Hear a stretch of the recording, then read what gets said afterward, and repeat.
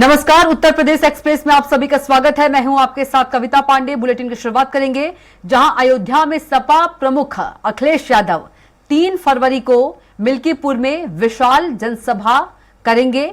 साथ ही उनकी जनसभा भिटारी कल्याणपुर में होगी, लेकिन इनायत नगर के 5 नंबर चौराहा और रायबरेली हाईवे पर जाम को लेकर जनसभा की अनुमति नहीं मिली है। वहीं 3 फरवरी को ही प्रदेश के सीएम योगी रोड शो कर सकते हैं। साथ ही 2 फरवरी को सर्वोदय इंटर कॉलेज रामगंज में सीएम योगी जनसभा भी करेंगे।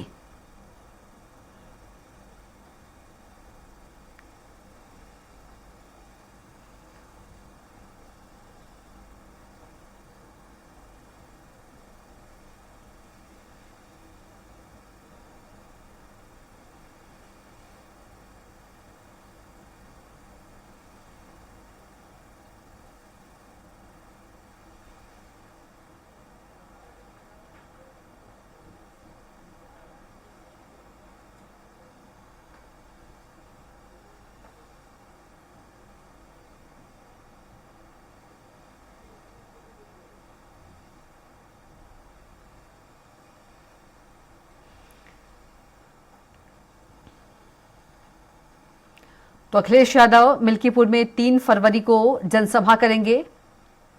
इनायत नगर में जनसभा की अनुमति नहीं मिली है।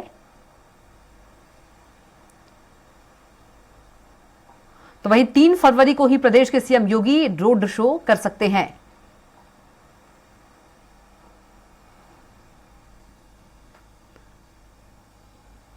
तो अखिलेश यादव मिल्कीपुर में 3 फरवरी को जनसभा करेंगे।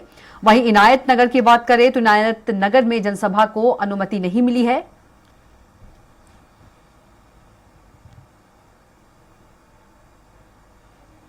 तो 3 फरवरी को ही योगी कर सकते हैं रोड शो।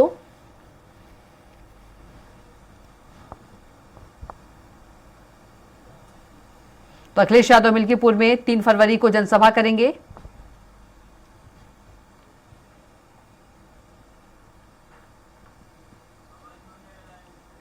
और ज्यादा जानकारी के साथ पवन हमारे साथ जुड़ गए हैं। पवन, यदि अखिलेश यादव की बात करें, इनायत नगर में जनसभा की अनुमति नहीं मिल पाई है अखिलेश यादव को।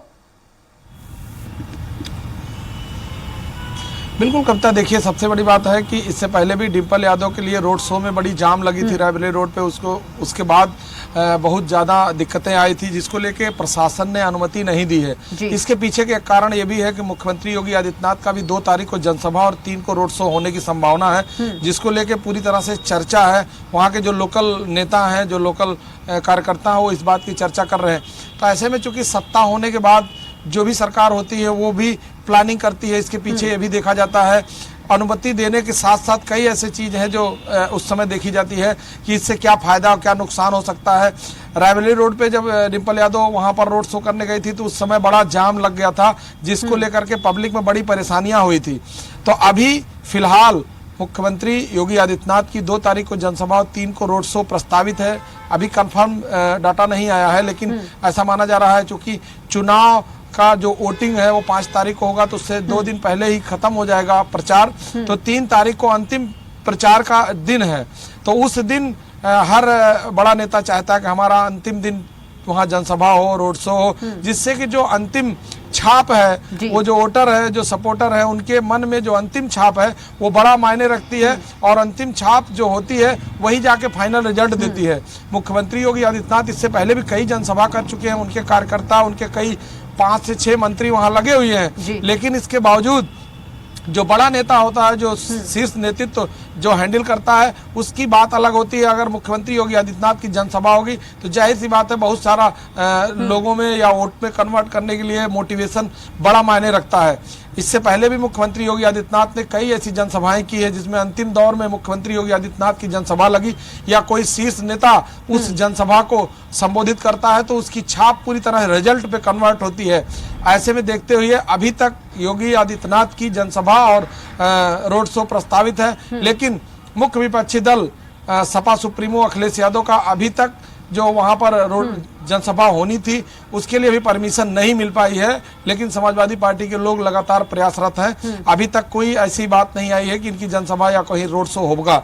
और इसके अलावा चूंकि मिल्कीपुर सीट पूरी तरह नाक का सवाल हो गया है सरकार के लिए भी और मुख्य विपक्षी दल के लिए भी, चूंकि यह जो सीट थी या समाजवादी पार्टी की सीट थी, इस सीट पर अवधेश प्रसाद वहां से एमएलए चुने गए थे, उसके बाद उनको सांसदी का टिकट दिया गया, तो उसके बाद वो सांसद हो गए। तो अब उनके बेटे को समाजवादी पार्टी ने वहां प्रत्याशी बनाया है। लेकिन चूंकि सरकार सत्ता के लिए उपचुनाव पूरी तरह से माना जाता है कि कभी भी कोई उपचुनाव होता है तो उसमें सबसे ज्यादा चांसेस सत्ता की पार्टी का होता है कि वो सत्ता की पार्टी उसको जीत दर्ज करेगी।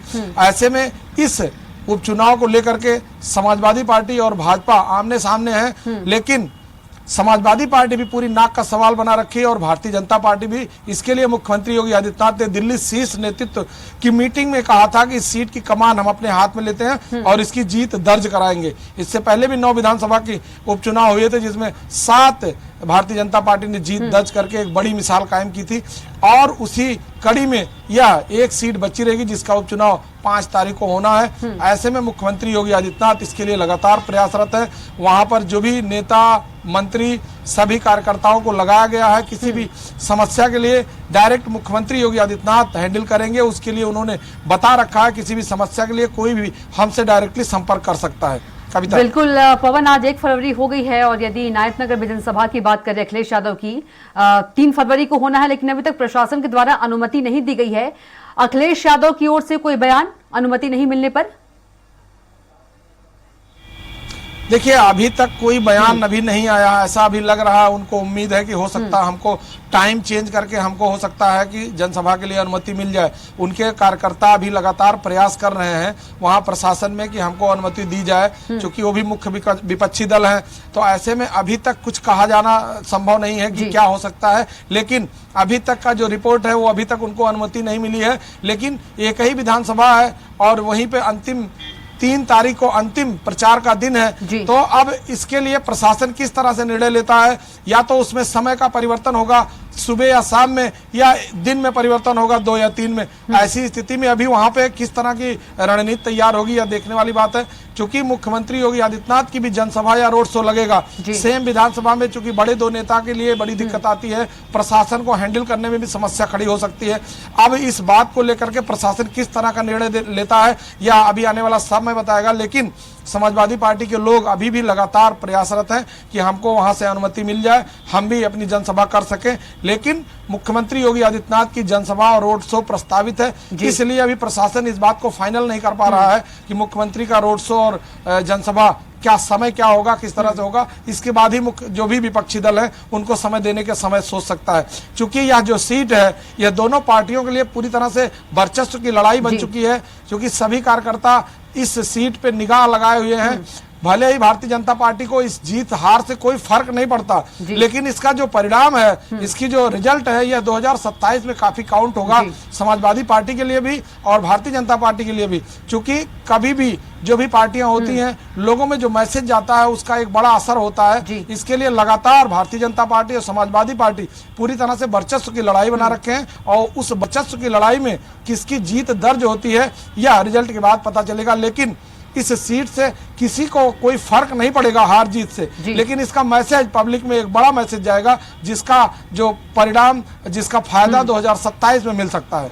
बिल्कुल पवन, जानकारी के लिए हमारे साथ जुड़ने के लिए आपका बहुत ही धन्यवाद।